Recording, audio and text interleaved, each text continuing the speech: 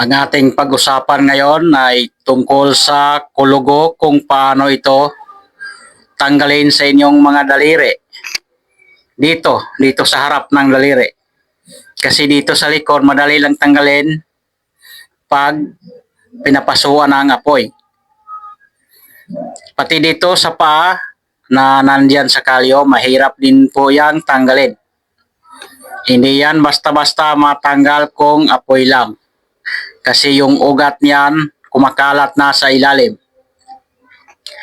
Disclaimer lang, hindi ako doktor. Ako lamang ay mag-share sa aking karanasan kung paano natanggal ang aking maraming kulugo. Una ko nitong napansin,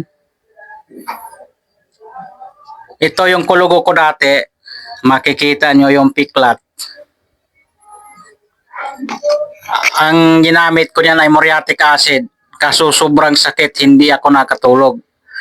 Kahit anong paso yung ginagawa ko sa apoy ay hindi talaga natanggal. Tumutubo at tumutubo pa rin. Hanggang sa may anak siya na palaki na ng palaki. At noong panahon na yon ay namamasukan ako ng tracking, mga prosin yung karga namin. Nagyayelo.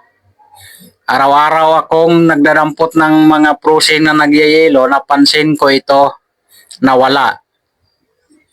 At nang panahon nang umalis na naman ako sa tracking, pumasok na naman ako ng bakery, mayroon na namang 2 kulugo na tumutubo.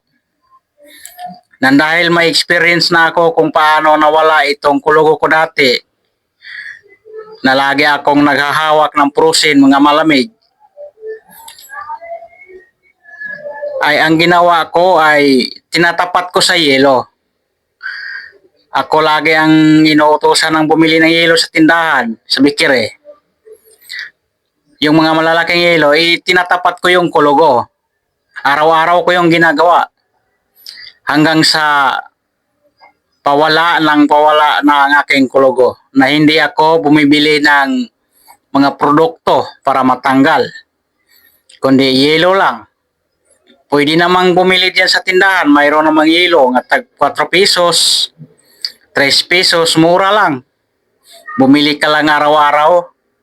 Itapat mo lang yung kulugo hanggang sa mamanhid ang pakiramdam mo sa iyong mga daliri. At sana'y makakuha din kayo ng experience nito pagkatapos niyong mapanood itong aking vlog. Ito lang po at maraming salamat.